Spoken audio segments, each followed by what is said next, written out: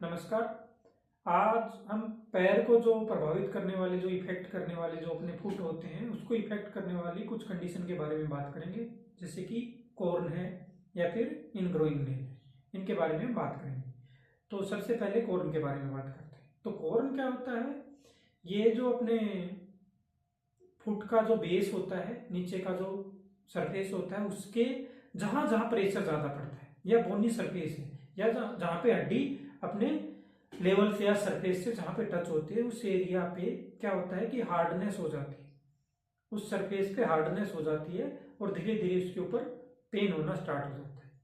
और पेन बीच मिड से लेके सीवियर तक होता है। पेन सहन वाला भी होता है, कई बार बहुत ज्यादा भी हो जाता है। कुछ लोगों को ये क्या है, शुरुआत में पहचान लेते हैं कि भाई हाँ ऐसा थोड़ा सा चेंज हुआ है तो मैं इसको तुरंत दिखा लेती हूँ। कुछ लोग इसको 6-6 महीने 12-12 महीने सहन करते रहते हैं। इसका हार्ड सरफेस पे चलने के साथ साथ दूसरा कारण क्या होता है कि इम्प्रॉपर जो स्लीपर हैं, जो जूते हैं, जो चप्पल हैं, उनका इम्प्रॉपर होना, वो हार्ड होना, अनइवन होना, इम्प्रॉपर होना, सही नहीं होना, मतलब वो फिट नहीं है आपके, तो वो भी इसका कई बार कारण बन जाता है।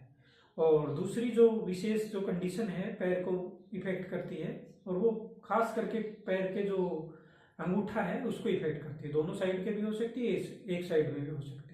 उसको क्या बोलते हैं? इनग्रोइंग नेल बोलते हैं। वो क्या करता है कि जो नेल का जो मीडियल और लेटरल जो पार्ट है, वो क्या करता है, उसमें पेनिट्रेट हो जाता है।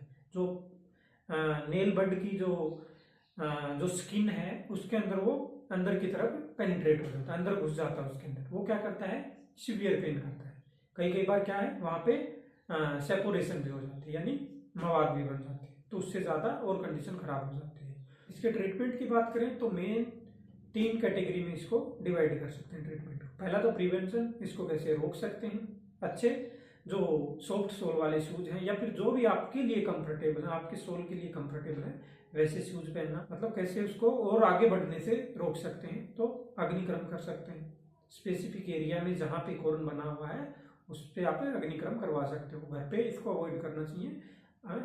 जो एक्सपर्ट है उसके सुपरविजन में हमें ये प्रोसीजर करवाना चाहिए। और आगे क्या है, इसका एक्सीजन करवा सकते हैं। डेड टिश्यू होगा तो उसको कट करके बाहर निकालने में या फिर अग्निक्रम करने में कोई पेन नहीं होता है, तो उसको निकलवा सकते हैं। घर पे नहीं निकालना चाहिए उसको। घर पे निकालने में क्या करते हैं कि हम हेल्दी टिश्यू को, जो डेड स्पेस नहीं था, उसको भी साथ में निकालते हैं। तो क्या है कि वो वहां पे ब्लीडिंग भी हो सकती है, और वहां पे हम जो जिस चीज के लिए निकाल रहे थे दर्द की वजह से, वो दर्द भी नहीं जाएगा, क्योंकि हेल्दी टिश्यू को हमने कट कर दिया। तो पेन वहां पे परसिस्ट रह सकता है, या फिर हम उसका हिस्सा छोड़ सकते हैं। तो एक्सपर्ट से ही उसका एक्सीजन करवाएं, एक्सपर्ट से ही उसको निकलवाएं। ग्रोइंग जो नेल होता है, जिसको पूनक बोलते हैं आयुर्वेदिक भाषा में, वो विशेष तौर से 2 मेजर कारण से बनता है। एक तो क्या है कि इम्प्रॉपर ट्रिमिंग होती है, जो नेल कटिंग करते हैं वो इम्प्रॉपर हो रही है। कई बार क्या करते हैं, हम उसका ऐसा डिजाइन बना देते हैं, पूरा कॉन्वेक्स शेप में बना देते हैं, पूरा अंदर की तरफ उसको कट कर देते हैं, या रो नेल को कट कर देते हैं। खास करके जो पैर का अंगूठा है उसके नाखून में ये कंडीशन होती है, उसके अंदर ये कंडीशन होती है। तो वो क्या होता है कि एकदम शार्प बन जाता है, और यहाँ पे जो है एकदम एंगल बनाता है। जो एंगल बन के चलता है वो क्या है, धीरे धीरे जो बड़े वाला नाखून है पैर का, अंगूठे का, तो वो उसमें पेनिट्रेट हो जाता है, अंदर की तरफ घुस जाता है। तो वो क्या करता है, उसमें पेन करता है। बाद में अगर उसको ट्रीट नहीं करेंगे तो सेपोरेशन, यहाँ पे घाव भी बन जाता है, सेपोरेशन हो जाती है। तो हमें क्या है, नाखून कई बार निकालना भी पड़ता है। तो उस कंडीशन तक न पहुंचे, तो इसलिए हमें क्या है, इन प्रॉपर नेल कटिंग को अवॉइड करना चाहिए। मतलब नाखून को बहुत अच्छे तरीके से ट्रिम करना चाहिए, अच्छे से काटना चाहिए।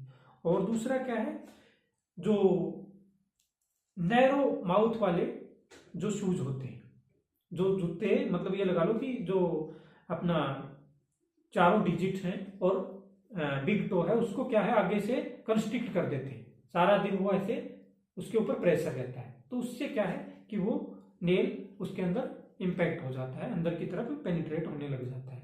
तो दूसरा मेजर कारण ये होता है इनग्रोइंग नेल का।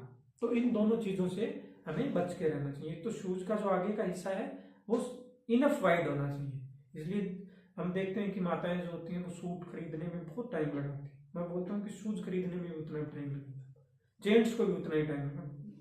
जब बिल्कुल कंफर्टेबल हमें नहीं मिलता है कोई भी आपको ब्रांड को या जो भी है उसको अवॉइड करके आपके लिए कंफर्टेबल कौन सा है, आपके जो जो फुट की जो शेप है, जो एनाटॉमी है, उसके लिए कंफर्टेबल कौन सा है, वो बहुत इंपॉर्टेंट है।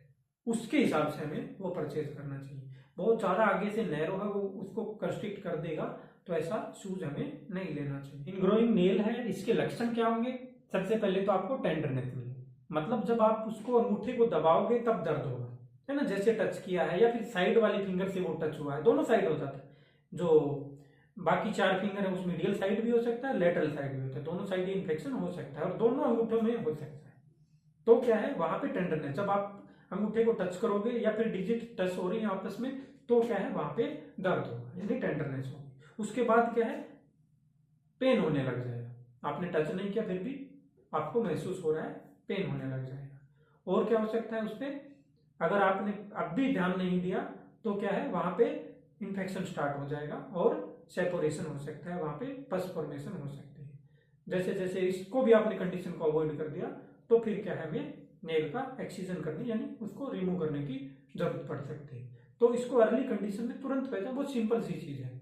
हाँ, प्रिवेंशन का पूरा ध्यान रखें। आपने एक्सीजन भी करा लिया लेकिन फिर भी वही आप शू हैबिट को चेंज नहीं किया है, ठीक है ना, शूज हैबिट और खुद की हैबिट, ठीक है ना, आपका थोड़ा सा जो वॉकिंग स्टाइल है, सिंपल बोल रहा हूँ कि मैं, जैसे कि आप किस सरफेस पे ज्यादा वॉक कर रहे हो, ठीक है ना, या फिर आप किस टाइप के शूज पहन रहे हो, तो वो आपका, क्योंकि मेंटेलिटी आपकी भी है ना कि भाई मुझे ये इसी टाइप की ही पहननी है, लेकिन आपका पैर उसको मान नहीं रहा, तो आप पैर की मानोगे अपने आप की मानोगे, ठीक है ना, तो उसको कंफर्ट देना है।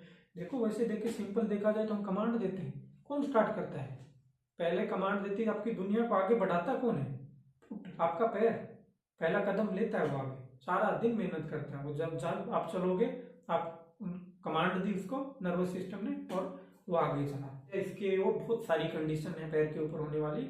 अल्सर के बारे में जो मेरे अनुसंधान का 3 साल जो विषय था उसके बारे में भी बात करेंगे, पैर के ऊपर घाव हो जाएंगे तो उसको कैसे रोक सकते हैं।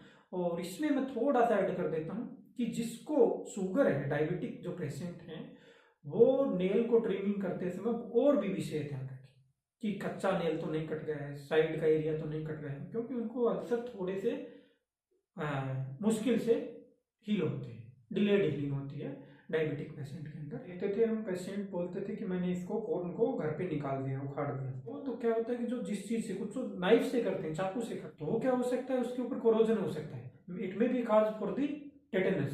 सर्जन मत बनो घर पे, क्योंकि आप अपने आप को हर्ट करोगे और ट्रॉमा पहुंचा सकते हो, ठीक है। तो वो क्या है कि आपको एक्सपर्ट से जाके ही उसका एक्सीजन कराना है, जो भी उसका ट्रीटमेंट बनता है वो वहीं से लेना है।